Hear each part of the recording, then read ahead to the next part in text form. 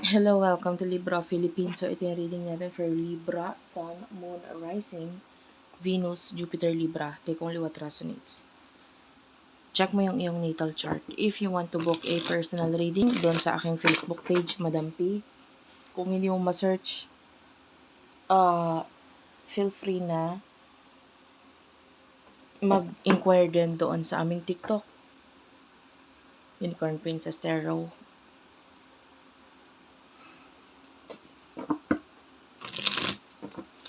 Or sa aming Gmail, virgophilippines@gmail.com. Diyan ka pwedeng mag-inquire sa akin. May mga admins ako na mag-a-assist sa inyo. And, yeah, let's start what we have here for the sign of Libra. Sun, Rising, Venus, Jupiter, Libra. Main energy, the Chariot, Knight of Wands, Knight of Swords. A lot of traveling ang nakikita natin dito sa'yo. Might be you are currently traveling, or kung hindi ikaw ito, could be the person nakakonect mo kasi pwedeng side niya to. So, a lot of pagta-travel with this person, or you could be dealing with someone na mahilig mag-travel, mahilig magsakay ng like mahilig siya sa sasakyan, mahilig siya sa motor, could be, or this is you kasi pwede magkapalit-palit ang roles. I can see pagtutulungan sa inyo nitong person na to. Kung hindi nakaka-relate guys, wag pilitin, wag pilitin, wag pilitin. Okay? Ibigay mo sa iba. And please do comment down below. Nasasayahan ako sa mga comment ninyo. So, sino to person na nakakonect mo? Ay, yung iba sa inyo, maybe you're currently traveling right now. Kahit anong pagta-travel, maybe part of your career is may kinalaman sa pagta-travel. Maybe you're traveling sa plane or by the use of car or bangka or whatever. It doesn't matter.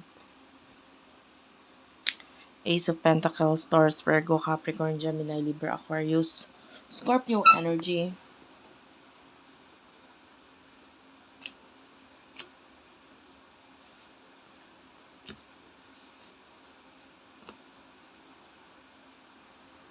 I feel like you're dealing with someone with the Seven of Swords na parang may gustong iwasan tong taong to. Gusto niyang i-end to focus on the new beginning. Alam mo yon. And itong person na to, meron na siyang mga options. Nakakita tayo ng pag-aaway dito, pagkakagulo. And I feel like itong person na to, mas naka-focus siya ngayon sa kung ano talaga yung gusto niya, pangarap niya, and gusto niya mangyari sa buhay niya. There's this young energy dito sa person na to, and I mean, honestly, I cannot tell kung ikaw ba itong iniiwasan or other person. Kasi yung iba, there's a possibility na ikaw yung, eto ha guys, kung ikaw yung iniiwasan, you could be the person naghahabol. Kung ikaw ang new person, there's a possibility na meron siyang person na gustong i-end, iwasan, layuan. Pero there's a possibility na the other person is maghahabol or naghahabol. So, may ganon. Kaya nagkakaroon ng conflict pagkakagulo. Dahil sa paghahabol ng kung sino man yon. Alam mo yon guys, kung alin ka doon, kung saan ka makaka-relate sa reading na yon.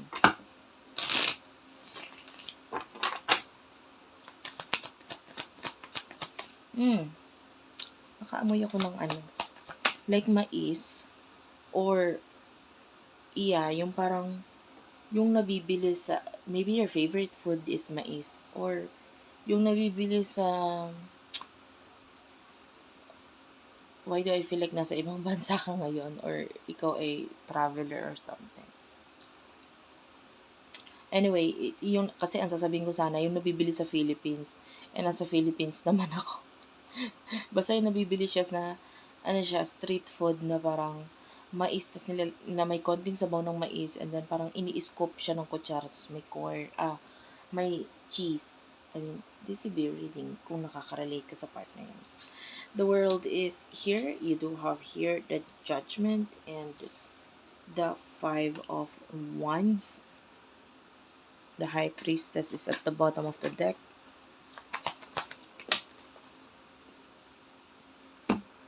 The strength card. Ganito na lang. Kung sino yung bagong kakonect ngayon ng person na ito, nakikita natin yung pagtibay ng connection at relationship. Connection, communication doon sa person na yon. Okay, alam mo yon. If ever you're dealing with someone in the past, tapos ikaw yung iniiwasan, nilalayuan, kung sino man yung kakonect niyang bago ngayon, may namumuong mas matibay na connection or relasyon sa kanila. Okay? Kung ikaw naman si new person, then yun, nagkakaroon ng completion sa inyo. And there's this awakening sa'yo. And, yeah, if you're dealing with the past, nakakita tayo ng galit dito sa connection na ito. No? If you're the new person, sana nagigets mo kung saan mo talaga. Medyo mahirap kasi dalawang energy at magkaiba ang energy na ito. If you are the new person, nakikita natin na ang focus nito person to is the future. And I feel like dun sa future na yon, nandun ka. Like, nandun yung isip niya na nandun ka dun sa future niya. If you are the new person. I mean, I can see and I can feel yung person na ito, how he or she feels like kaya ninyong pumunta sa mga lugar or I can do anything with you in the future kung ikaw si new person, no? Sa buhay nitong taong to. Parang gusto niya pumunta sa mga place kasama ka and to explore the world, explore yung sarili niya din. Ano pang may improve niya sa sarili niya. And the future. Ano yung naghihintay sa future niya na kasama ka. Okay? Nandun ka, nakasama ka na sa plano niya. And if you are the past person, well, uh, I can see that yung connection ng person nito is regarding the new person. Mas nakafocus siya doon. Okay? And nandun yung galit mo, nandun yung gusto mo ng pag-aaruga or pagkalinga or pagtingin mula dito sa person na to. You're showing yourself, at maybe yung iba sa inyo nga, pwedeng ino-open up ang sarili mo sa kanila, but it's just that kailangan mo ng healing sa sarili mo ngayon. Etong galit na nararamdaman mo for your person, hindi ko nakikita na kasi makikipag-connect or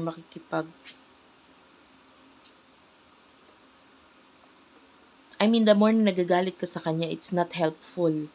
Lalo sa connection ninyo or kung gusto mong magkaroon ng pagbabalik itong person ito, it's not going to help yung galit. In the near future for you, what I call this, Libra. In the near future para sa Libra, you do have here the 10 of Pentacles, the 8 of Pentacles, the Knight of Cups, Cancer, Scorpio, Pisces, Taurus, Virgo, Capricorn, Sagittarius energy, Major Arcana, Temperance. A lot of money involvement ang nakikita natin dito. Lalo na if you are the new person, nakita tayo ng mga plano dito ng person ito with regard sa'yo. Pakikipagtulungan with the 6 of Cups, 6 of Pentacles sa taong ito. And I feel like yung person na ito, magiging involved din yung family niya or family mo sa pakikipagtulungan na ito. Like, kung kailangan mo ng tulong itong person na to, tutulungan ka niya, kasama yung family niya, tutulungan ka din. If you are the new person, focus tayo doon sa new person. Alam mo yun kung ikaw ang new person ng person na ito. Then I can see na parang this person is feeling a lot of excitement pagdating sa future kasi nakakakita tayo ng padagdag yung plano, padagdag yung mga nakikita niya in the future and kasama ka doon. And then if you are in the future, there's this 8 of Pentacles, 10 of Pentacles, money that is about to come to you. Nakakita tayo ng offers. Yeah, sabi ko nga, offer ng person na to or either siya, offer niya or offer ng mga taong kakilala niya, kaibigan niya, pamilya niya, ganun. And the Temperance is here, but I feel like yung offer is nandun, but I want you to wait or I need you to wait. Parang ganun. hindi ka pinagmamadali. Nandun si offer pero nakikita natin hindi kita pinagmamadali.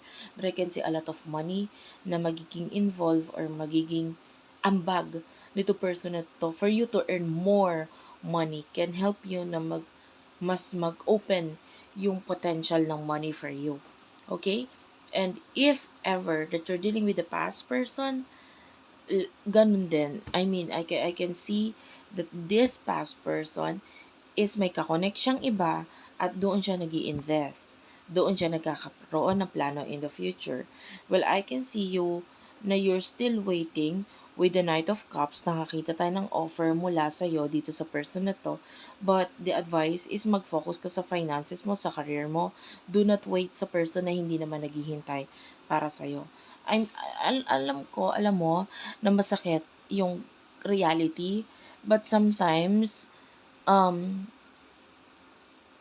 you need to hear what is real and be real to yourself. Alam mo kung possible pa ba tong connection na to or hindi na.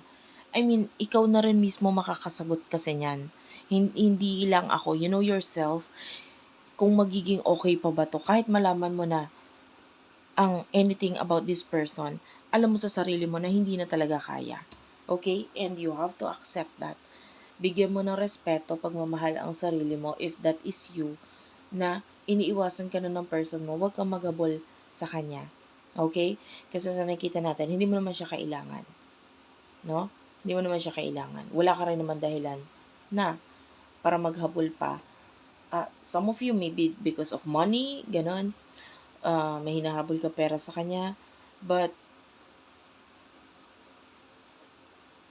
the more you wait, the more you beg, katulad ng isang pulubi, no? The more na namamalimos ka, minsan hindi na nakakaawa yon, nakakainis na yon, parang ganon, sa part ng person mo. The more na nanlilimos ka sa akin ng pagmamahal, atensyon, time, the more na nakakainis ka para sa akin. So, this is for the past person, ha? So, all you have to do is to focus on yourself, focus on money, how to earn more money, how to be more, alam mo yon,